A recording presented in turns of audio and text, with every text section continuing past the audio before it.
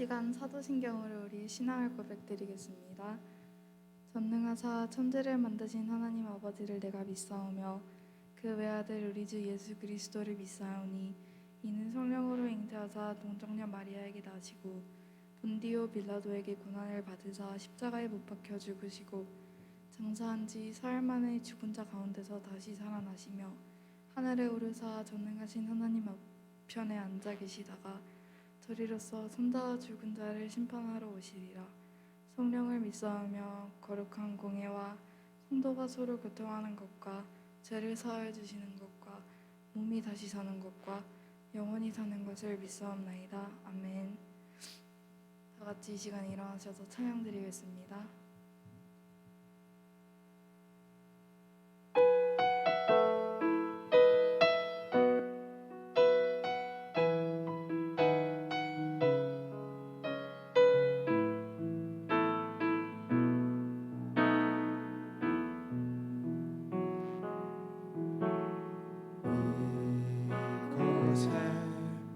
생명샘 솟아나 눈물 골짝 지나갈 때에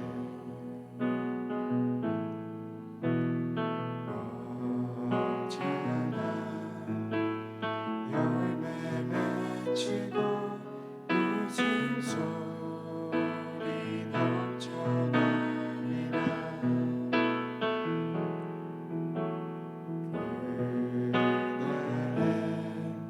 하늘이 열리고 모든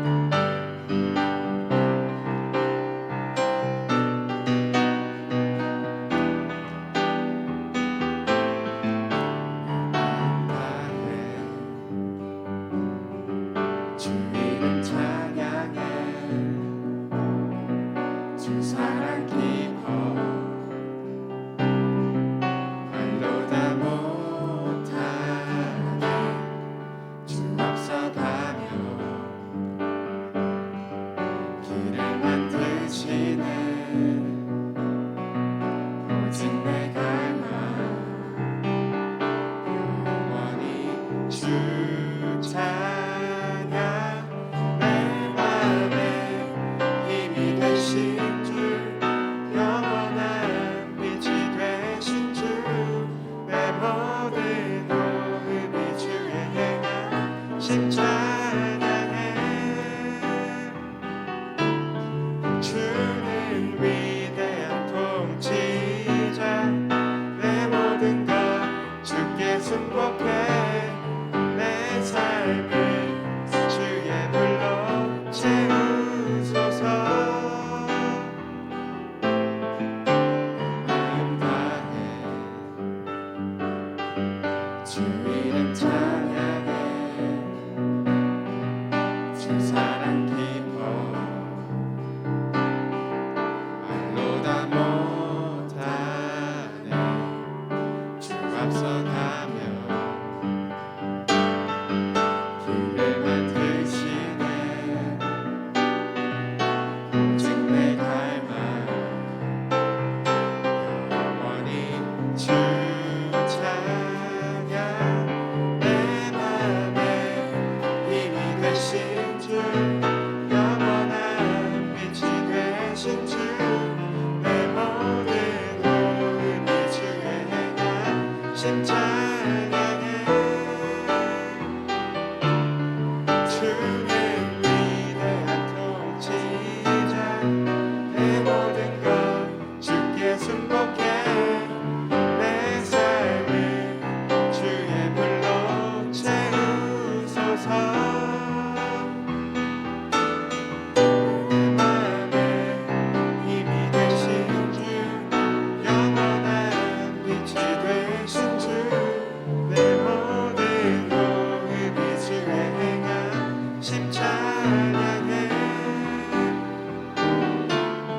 주는 위대한 통치자 내 모든 것 주께 순복해 내 삶을 주의 불로 채우소서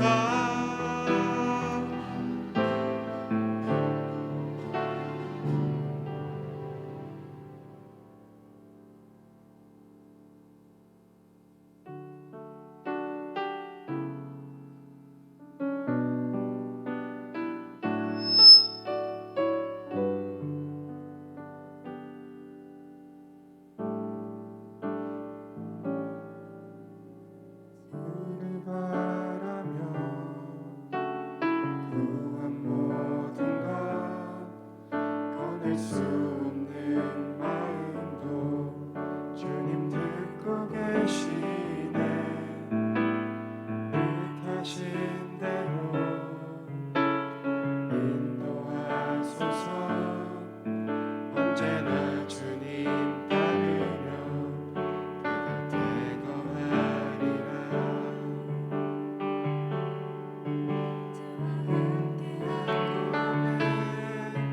내 삶을 채우소서 나를 향하신 주님의 마음 담아주소서 주의 품으신 계획 온전히 이루소서 나의 삶의 별이 주의 길을 닿게 하소서 주를 바라며 구한 모든 것 꺼낼 수 없는 마음도 주님 듣고 계시네 뜻하신 대로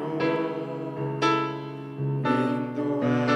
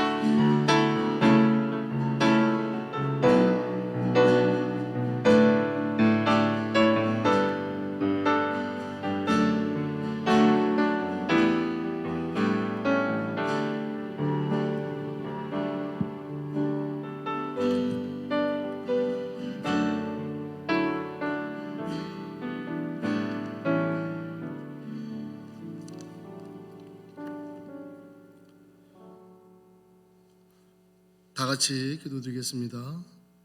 사랑과 은혜가 충만한 하나님 아버지 감사합니다.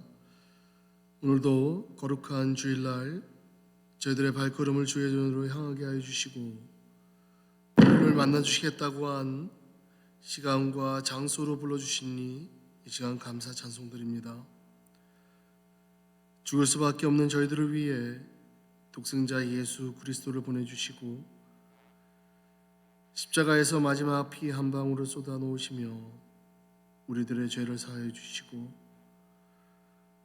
3일 동안 죽음 가운데 거하시고 그 죽음을 이겨내 부활하셔 우리들에게 영원한 생명을 허락하여 주신 이 모든 크신 은혜를 이 시간에 감사 찬송드립니다. 그러한 큰 사랑을 입었음에도 불구하고 우리들 내가 원하는 대로 세상 속에서 향해 걸어갔던 우리들의 죄를 이 시간에 주님 앞에 고백 자복합니다. 특별히 주님과 나만이 아는 죄를 고백할 때에 그리스도의 보혈로 깨끗이 씻김받는 귀한 시간 될 수 있도록 주님 은혜 베풀어 주시옵소서. 저희들의 삶이 구원받은 자로서 항상 기쁨이 넘치게 하여 주시고 감사가 넘치는 삶을 살게 하여 주시고 무엇보다도 주의를 거룩히 지키고 또 기도하며 성경 말씀 보며 주님의 뜻을 구별하며 나아가는 저희들이 될 수 있도록 주님 저희들과 함께하여 주시옵소서. 저희들의 삶이 구원받은 자로서의 삶으로 계속 살아가길 원합니다. 세상을 향해 빛과 소금의 역할을 능히 감당하게 하여 주시고 공부하는 과정을 통해 주님께 영광 돌리는 우리 한어부 친구들 될 수 있도록 주님 축복하여 주시옵소서. 모든 것 주님께 영광 돌립니다. 이 모든 말씀 우리 주 예수 그리스도 이름으로 기도드렸습니다. 아멘.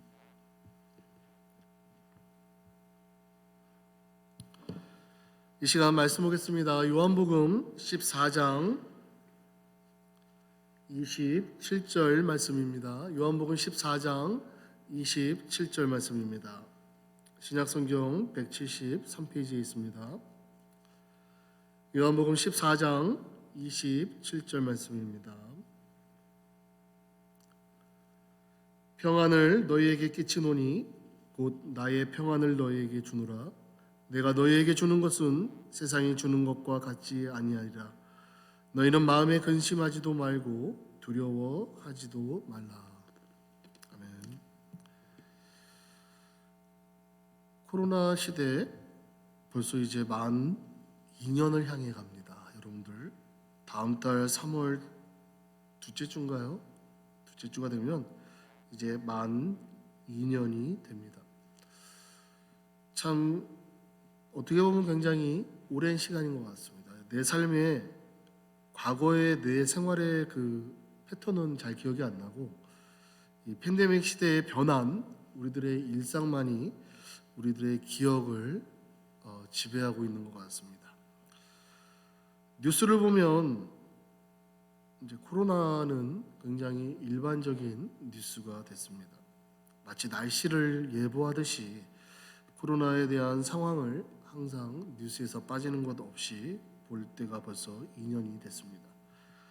그 밖에 또 자연재해, 또 전쟁의 위협, 또 선거철이 다가오기 때문에 선거에 대한 정치적인 이슈, 정말 우리 주위를 보면 이런 인재들에 의한 사고, 또 이 질병에 대한 뉴스들 너무나도 많이 있습니다.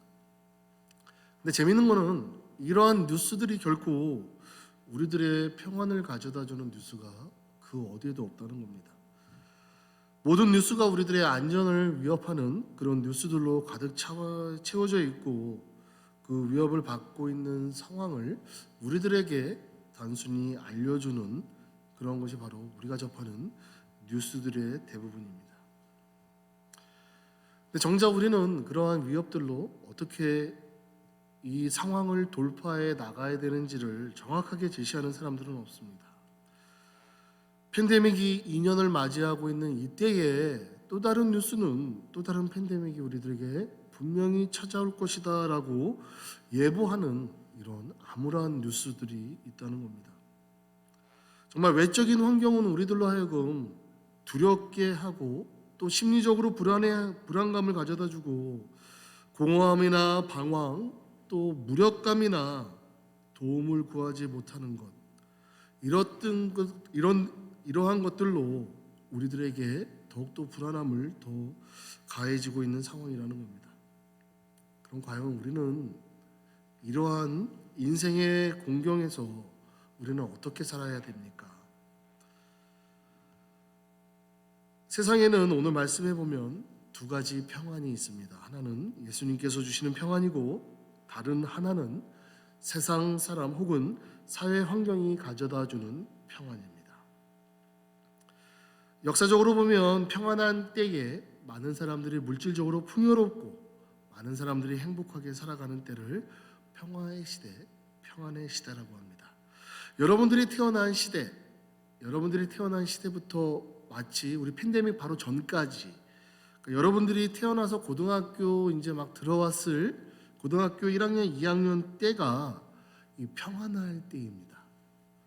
그때는 많은 사람들이 같이 함께 잘 살자라고 해서 글로벌 시대라고 합니다. 지구촌 시대, 글로벌 시대로 해서 많은 사람들이 서로 행복하게 잘 살고 전쟁의 위협이 없이 행복하게 살아가는 시대를 바로 여러분들이 태어나서 여러분들이 고등학교 1, 2학년 팬데믹 시대 바로 전 2020년 2월 말까지의 삶이 그런 삶이었습니다. 팬데믹을 겪고 나서 사람들이 달리 생각을 합니다. 정작 내게 필요한 것이 무엇인지, 우리 한 나라가 어떻게 하면 잘 살 수 있을지, 이제는 자기만 잘 테이크케어하고 필요한 것들만 공급받는 그런 개인주의로 이제 돌아서게 됩니다. 그러면서 국가 간의 이해 충돌이 생기고 전쟁의 위협이 생깁니다. 경제의 위협이 생깁니다. 모든 공급의 위협이 생깁니다. 어떻게 보면 환경이 변했기 때문에 이러한 환경이 가져다주는 불안감으로 살아갑니다. 그 결과 주식으로 그동안 평안한 때를 살았던 사람들은 주식 가격이 떨어지면서 불안해합니다. 비트코인으로 행복한 삶을 살았던 사람은 비트코인이 하락하면서 불안한 삶을 살아갑니다. 환경이 가져다주는 불안감으로 그 사람들 또한 불안해집니다. 바로 이것이 세상이 가져다주는 평안의 본질입니다. 마치 세상이 행복하면 행복하고 세상이 행복하지 않으면 행복하지 않은 것이 바로 세상이 가져다주는 이 평안의 본질이라는 겁니다. 그런데 우리 주님께서 주시는 평안함, 그 평안함은 세상이 가져다주는 평안함과 다르다는 겁니다. 우리 주님이 주시는 평안함은 영원히 변치 않는 평안함이라는 겁니다. 환경이 어떠하든지 전혀 상관없이 주님께서 주시는 평안함은 늘 똑같다라는 겁니다. 그런데 이러한 평안함은 바로 우리 예수님께만 있고 우리 예수님만이 주실 수 있는 평안함이라는 겁니다. 오늘 본문에서 평안을 너희에게 끼치노니 곧 나의 평안을 너희에게 주노라. 내가 너희에게 주는 것은 세상이 주는 것과 같지 아니하니라. 너희는 마음에 근심하지도 말고 두려워하지도 말라라고 말씀하셨습니다. 주님께서 주시는 평안함, 모든 방해와 두려움, 박해로부터 이겨낼 수 있는 그런 힘을 우리들에게 준다는 겁니다. 우리 주님께서 이 말씀을 하실 때 어떠한 상황이었습니까? 제자들은 생명의 위협을 무릅쓰고 최소한의 생계의 길을 잃는 것을, 그런 것을 감안하고 주님을 따르고 있었습니다. 제자들은 그들을 반대하고 그들의 생명을 위협을 하는 그런 사람들로 인해서 두려워하였기 때문에 우리 주님은 그들에게 주님 안에 평안이 있다는 것을 말씀하고 있는 것입니다. 주님은 그들에게 주님의 평안을 남겨두셨는데 사실 이 평안은 바로 주님 자신이었습니다. 우리가 어떠한 반대와 어려움과 두려움 속에 있다 하더라도 우리 안에 계시는 주 예수님께서 우리의 평안이시고 우리는 주님을 평안으로 누릴 수 있는 크리스찬들이 돼야 되겠습니다. 요한복음 16장 33절에 보면 예수님께서 묘사하신 대비는 너무나도 분명합니다. 이것을 너희에게 이루는 것은 너희로 내 안에서 평안을 누리게 하려 함이라. 세상에서는 너희가 환난을 당하나 담대하라. 내가 세상을 이기었노라라고 예수님은 말씀하고 계십니다. 세상에서는 환난을 당하지만 내 안에서는 평안을 얻는다라고 분명한 대조법으로 우리들에게 말씀하고 계십니다. 만약 하나님께서 우리를 환난 가운데 두시고 정말 우리로 하여금 압박을 받게 하시고 정말 우리를 그 가운데서 어떤 요구와 필요에 묶이게 하셨다라고 하면 하나님은 또한 우리를 다른 분 안에 두시어 정말 우리가 그 모든 것을 보호받고 괴로움을 당하지 않게 하셨다는 겁니다. 이것을 믿는 사람들은 승리하신 예수님 안에서 평안을 얻는 사람들이라는 겁니다. 요한 1서 5장 19절에 보면 온 세상이 악한 자 안에 놓여 있다라고 기록하고 있습니다. 사람이 이미 죄와 마귀의 손에 떨어져 있는데 어떻게 우리 스스로 의롭게 되고 어떻게 우리 스스로 구원할 수 있겠습니까? 하나님만이 우리를 구원하실 수 있습니다. 하나님은 사랑이 많으신 분이십니다. 우리로 하여금 결코 우리의 삶이 고통 가운데 괴로움 가운데 살길 원하시는 분이 아니십니다. 하나님은 사랑 그 자체이기 때문에 우리를 위해 그리스도의 죽음을 통해 이미 이 문제를 해결해 주셨다는 겁니다.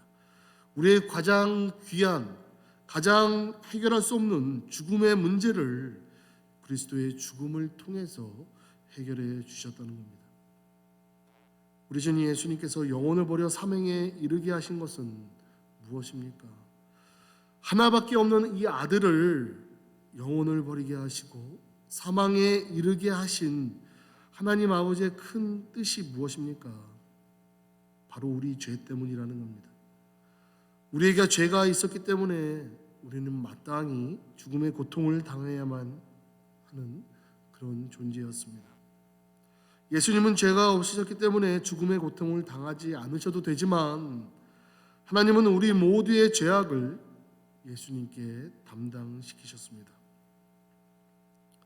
이렇게 해서 예수님께서 십자가에 못 박혀 죽으셨을 때 죽음 또한 그분을 십자가에까지 쫓아갔습니다. 그런데 어떻게 됐습니까? 죽음이 결코 예수님을 이기지 못했음을 우리가 기억합니다. 이 죽음은 예수님께 완전히 패배했습니다. 3일 만에 죽음에서 부활하신 예수님, 이제 죽음의 세력이 이미 그분의 발 아래 짓밟혔습니다. 예수님은 죽음으로써 죽음의 세력을 가진 자, 곧 마귀를 멸망시켰습니다.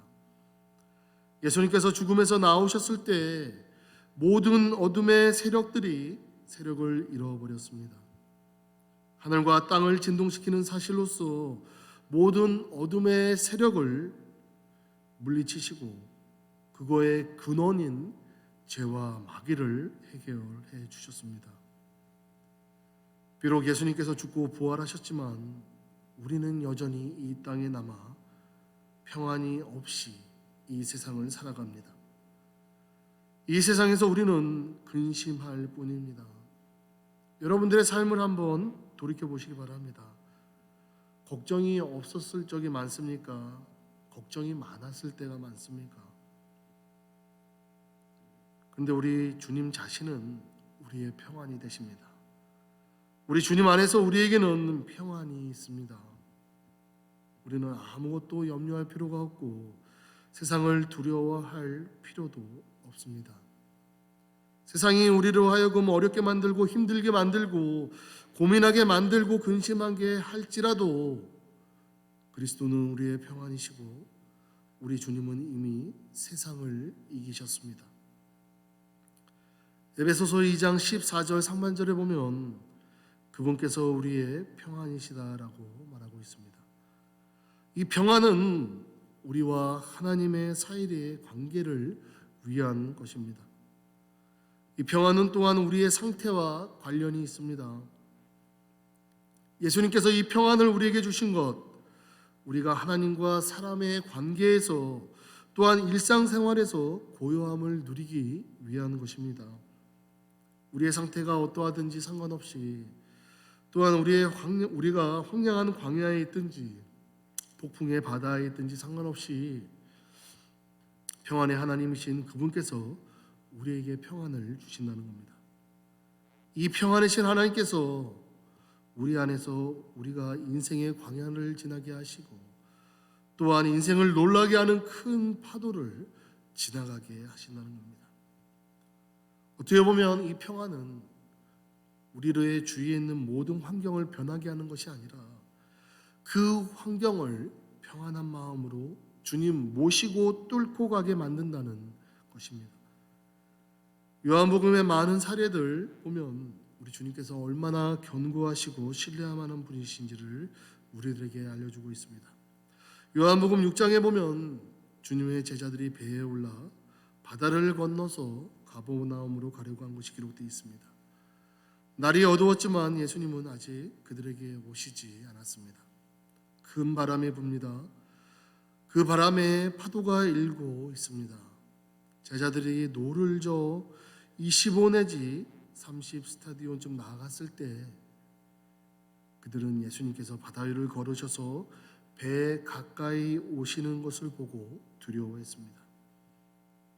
예수님께서 두려워하는 제자들에게 내니 두려워 말라라고 말씀하셨을 때 그들은 두려워하지 않게 됩니다. 그래서 제자들은 예수님을 기꺼이 배 안으로 모셔 드립니다. 그리고 배는 즉시 그들이 가려고 하는 땅에 도착하게 됩니다. 여기에서 예수님께서 바다 위로 걸어오신 것은 예수님께서 모든 인생의 괴로움을 극복하셨다는 것을 나타냅니다. 예수님은 그 괴로움의 바다 위를 걸으시고 모든 괴로움을 그분의 발 아래 두셨다는 것을 나타내고 있다는 겁니다.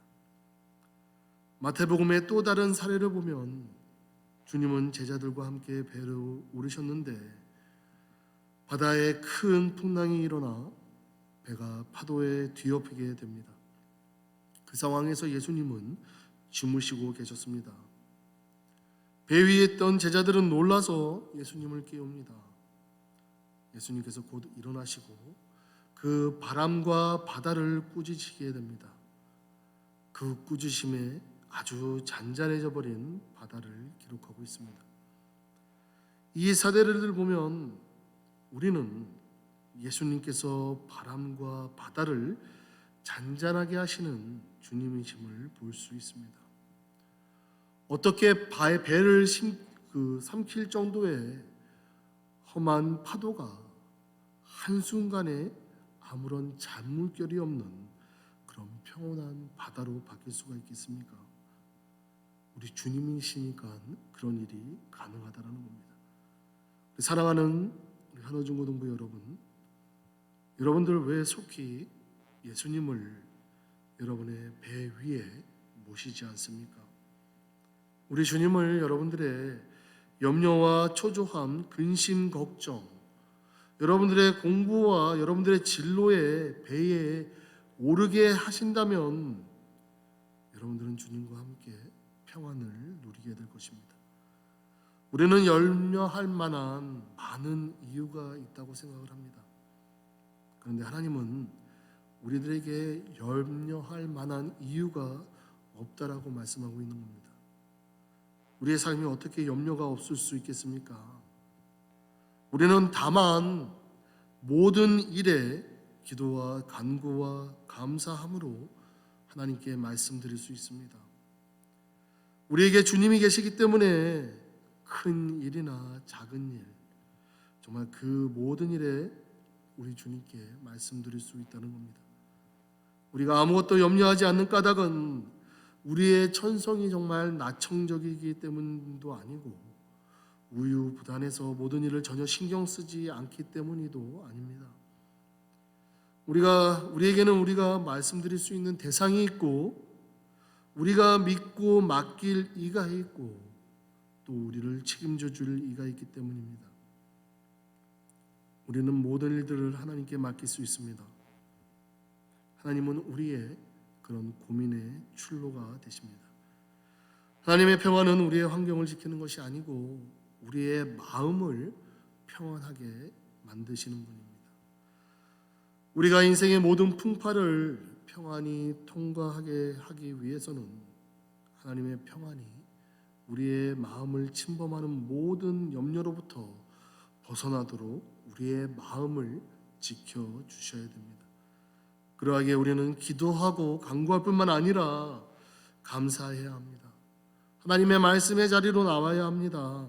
그 말씀을 읽고 하나님께서 나를 향하신 그 뜻을 우리가 기억해야 합니다.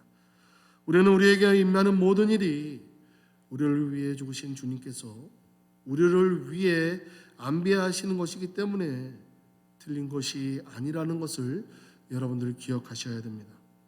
우리는 즐거울 때만 하나님께 감사하는 것이 아니라 근심할 때도 어려울 때도 어려운 시험 가운데 있을 때에도 하나님께 감사해야 하고 모든 일에 대해 하나님께 감사해야 하는 우리가 되어야 될 줄 믿습니다. 그런 여러분들이 되어 이번 한 주간도 하나님께서 주시는 평안이 여러분들에게 차고 넘치기를 주님의 이름으로 간절히 부탁드립니다. 다 같이 기도하겠습니다. 사랑과 은혜가 충만한 하나님 아버지 감사합니다. 어려운 환경 속에서도 그 풍랑에 휩쓸리지 않도록 우리들에게 평안을 주시기를 원하시는 주님, 그 주님을 붙잡기를 원합니다. 우리의 고민의 배에 모시기를 원합니다. 그리하여서 우리 주변에 일어나는 험한 풍랑을 주님 모시고 평안한 마음으로 돌파할 수 있는 저희들이 될 수 있도록 주님 저희와 함께하여 주시옵소서. 그런 평안이 있기에 우리 주님께 항상 감사하며 기도하며 말씀의 자리로 나와 우리를 향하신 하나님의 뜻을 알고 이루어 나가는 우리 한어부 친구들이 될 수 있도록 주님 축복하여 주시옵소서. 모든 거 감사드립니다. 이 모든 말씀 우리 주 예수 그리스도 이름으로 기도드렸습니다. 아멘. 이 시간은 헌금 드리는 시간입니다. 여러분도 준비하신 물질을 드리는 시간입니다. 모든 물질의 주인은 우리 하나님이십니다. 이 헌금 시간은 그 물질의 주인이신 하나님을 선포하는 시간이고 모든 것 주님께서 오신 것에 대한 감사를 표하는 시간입니다. 여러분들의 마음을 드리는 시간 되길 원합니다.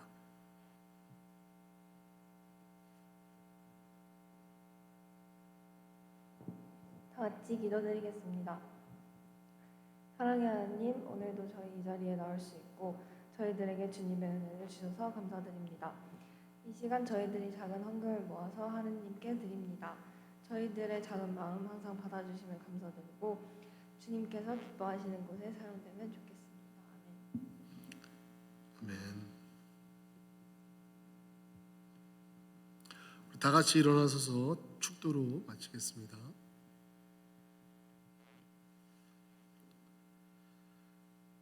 지금은 우리 구주 예수 그리스도의 은혜와 하나님 아버지의 크신 사랑하심과 성령님의 교통하심이 어떠한 환경에서도 그 환경에 휩쓸리지 않고 하나님께서 주시는 평안함으로 인해 능히 감당하며 나아가길 원하는 우리 한어중고등부 친구들 머리머리 위에 지금으로부터 영원토록 함께 있을지어다. 아멘. 광고 있겠습니다. 오늘 그 선교 2022년 선교 지역이 6개국 7지역 6개국 7지역이 리스트가 나왔습니다. 우리 잠깐 선교위원회에서 제공하는 우리 선교 관련 영상을 잠깐 보고 간단하게 설명을 하겠습니다. 불 좀 꺼주시고 지금 틀어주실래요?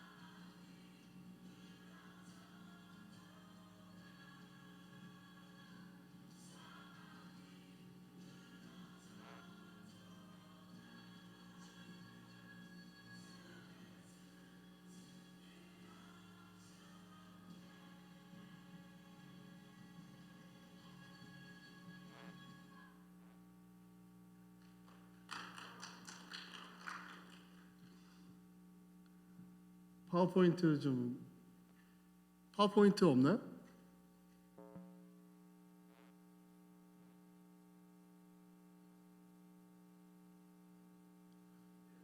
파워포인트도 좀. 다음 페이지로 넘겨주세요. 올 2022년 영생 단기 선교 일정은 6개 지역, 6개국, 7개 지역으로 나뉩니다. 그래서 선교지가 일본, 브라질, 몽골, 멕시코, 도미니카, 그다음에 미국입니다. 다음 페이지로 넘겨주시기 바랍니다. 그래서 이제 첫 번째로 몽골 국제대학에서 5월부터 9월 중에 10일 일정으로 지금 계획을 하고 있습니다. 지역교회와 몽골 대학교에서 지금 선교를 진행할 예정인데 대학교에서 하기 때문에 아마 여러분들은 우리 한호보 친구들은 그 해당은 안 되지만 석사 이상의 학력을 갖고 있는 사람은 여름에 학기를 개강을 해서 서머 인텐스 코스로 여러분들이 몽골 국제대학에서 여러분들이 강의를 할 수 있는 기회가 주어집니다. 참가 대상은 젊은 장년 이하가 이제 그 선교 대상인데 우리 대상이 아니기 때문에 이제 빨리 넘어갈게요.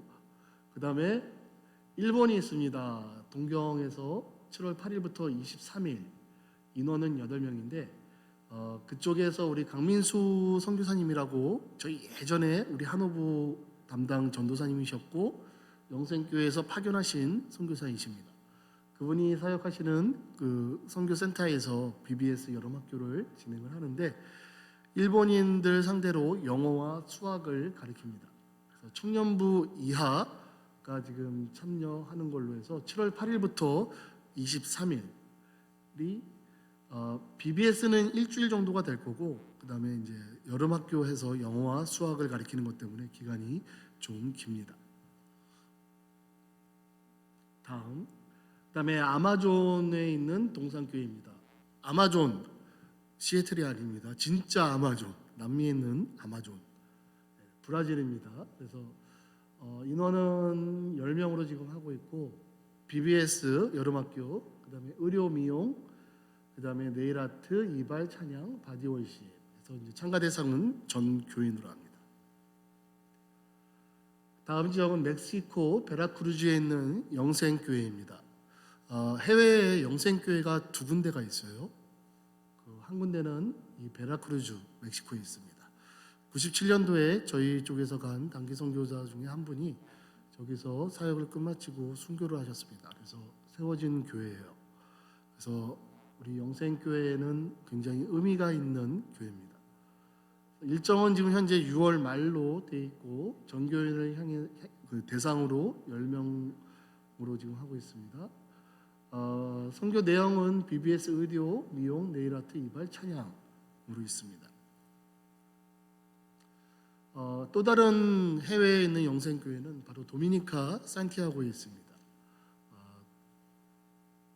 6월 말로 또 일정이 잡혀 있고 인원은 10명으로 지금 예상하고 있습니다. BBS 의료, 미용, 네일아트, 이발, 찬양으로 되어 있고 참가 대상은 10명으로 되어 있습니다. 그다음 이제 미국 국내 선교입니다. 시라큐스 외곽으로 가보면 여기서 시라큐스가 이제 6시간 정도 걸리나요? 운전하고 뉴욕주 시라큐스입니다. 시라큐스 대학교가 있는 곳이죠. 그곳에 가면 난민들이 거주하고 있는 지역이 있습니다. 그곳을 향해서 우리가 그곳에 가서 그 난민들하고 같이 그 사역을 하는 내용입니다. 전교인을 대상으로 합니다. 25명에서 40명. 인원을 많이 잡은 이유는 6시간 운전하고 갈 수 있는 거리기 때문에. 그래서 찬양 내용은 동일합니다. BBS 의료, 미용, 네일아트, 이발, 찬양. 그 다음 이제 필라 다운타운에 있는 그 도시 선교가 있습니다. 이태우 선교사님이라고 그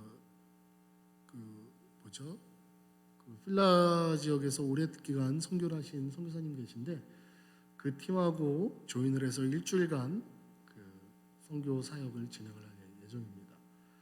인원은 20명입니다. 아이들과 말하고 벗하고 챙겨주고 놀아주고 캠프 세팅입니다. 저 아이들은 보통 이제 우리가 그 필라 다운타운 지역을 가면 있는 우리 흑인 친구들이에요. 대부분이 저소득층, 그러니까 굉장히 빈곤층이죠. 사회층으로 말하면 빈곤층이 있는 굉장히 열악한 환경입니다. 집도 열악한 환경이고 미국에 이런 데가 있었나라고 싶을 정도로 아마 보이는 주거 환경 지역이에요. 그 친구들하고 같이 말하고 챙겨주는 겁니다. 그래서 청년부 이하가 이제 참여를 할 예정입니다. 이상이 올해 2022년 6개국 7개 지역의 선교 지역 리스트입니다. 여러분들이 한번 보시고 기도하시면서 갈 수 있으면 여러분들 참여하시기 바랍니다.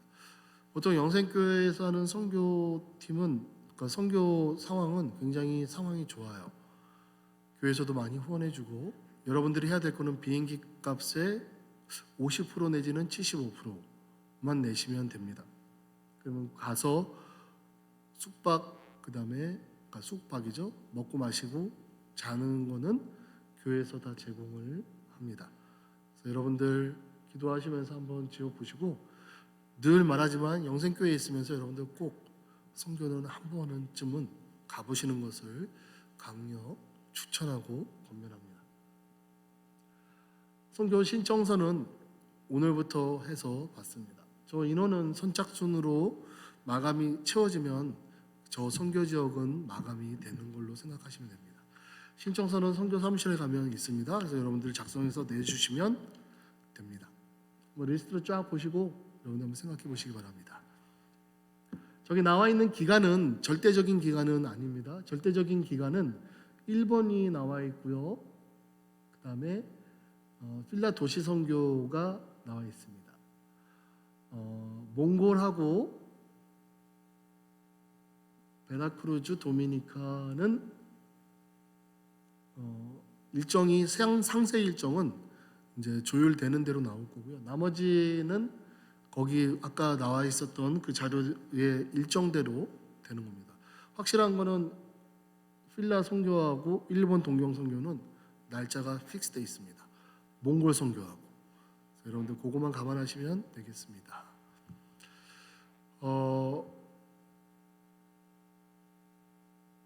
광고는 끝났습니다. 예배 마쳤습니다.